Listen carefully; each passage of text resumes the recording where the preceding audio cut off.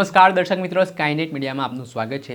વિસાવદરના આમ આદમી પાર્ટીના ધારાસભ્ય ગોપાલ ઇટાલિયા ગઈકાલે વિસાવદરના જે વિવિધ પ્રશ્ન છે તેને લઈને જૂનાગઢ સંકલન સમિતિની જે બેઠક મળી હતી ત્યાં પહોંચ્યા હતા, જ્યાં અલગ અલગ મુદ્દાને લઈને તેમણે સવાલો ઉઠાવ્યા। તેમના વિસ્તારની જે સમસ્યાઓ છે, જે તેમના પડતર પ્રશ્ન છે તેને લઈને તેમણે જિલ્લા કલેક્ટર અને પોલીસ વડાને પણ રજૂઆત કરી। ત્યારબાદ તેઓએ મીડિયા સમક્ષ પોતાની વાત મૂકતા શું કહ્યું તેમને સાંભળો। નમસ્તે મિત્રો, આજે જૂનાગઢ જિલ્લાના માનનીય કલેક્ટરશ્રીની અધ્યક્ષતામાં જિલ્લા કક્ષાની ફરિયાદ અને સંકલન સમિતિની બેઠક હતી।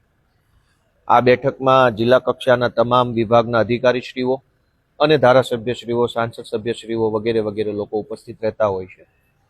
અમારી વિસાવદરના આગેવાન શ્રી હરીશભાઈ સાવલિયા, શ્રી રાકેશભાઈ સાવલિયા, જયસુખભાઈ પાગડાલ, ભાઈ શ્રી ધર્મેશભાઈ કાનાણી સહિત અમારી આખી ટીમ સાથે આજ રોજ આ મિટિંગમાં વિસાવદર, ભેસાણ અને જૂનાગઢ તાલુકાના પ્રશ્નોને લઈને અમે ચર્ચા કરી।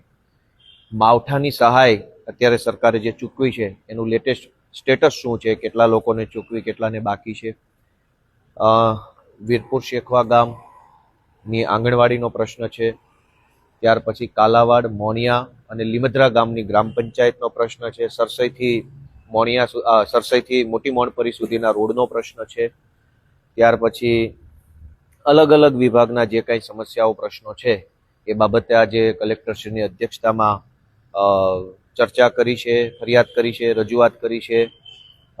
ભેસાણ, છોડવડી, ત્યાર પછી અન્ય જે ગામો છે વાંદરવડ અને જુરી તાણી ગુંદાળી, એની સહકારી મંડળીમાં જે ભ્રષ્ટાચાર થયો છે એ ભ્રષ્ટાચારની કાર્યવાહીને લઈને ચર્ચા।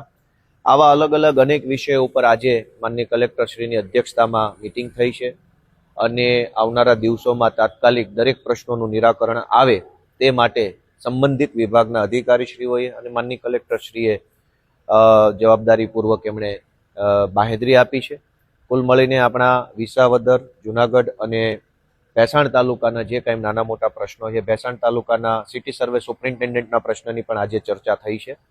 વિવિધ જે રોડ છે, જૂનાગઢથી ભેસાણનો રોડ જે બની રહ્યો છે એની અંદર જે ડિલે થઈ રહ્યું છે, વધારે સમય લાગી રહ્યો છે, આ સિવાય અલગ અલગ અનેક રોડ જે લાંબા સમયથી બંધ પડ્યા છે એ રોડની બાબતની પણ ચર્ચાઓ આજે થઈ છે। કેટલીક શાળાના બાંધકામ, આંગણવાડીના બાંધકામ, ગ્રામ પંચાયતના બાંધકામ બાબતે અને અન્ય જે કાંઈ નાના મોટા મુદ્દાઓ મારા સુધી લોકો તરફથી આવ્યા હતા એ બધા જ મુદ્દાઓ ઉપર લેખિતમાં આજે આ કમિટીની અંદર ચર્ચા થઈ છે અને આશા રાખીએ છીએ કે ખૂબ સરસ રીતે આગળના દિવસોમાં આનું પરિણામ આવે। Thank you.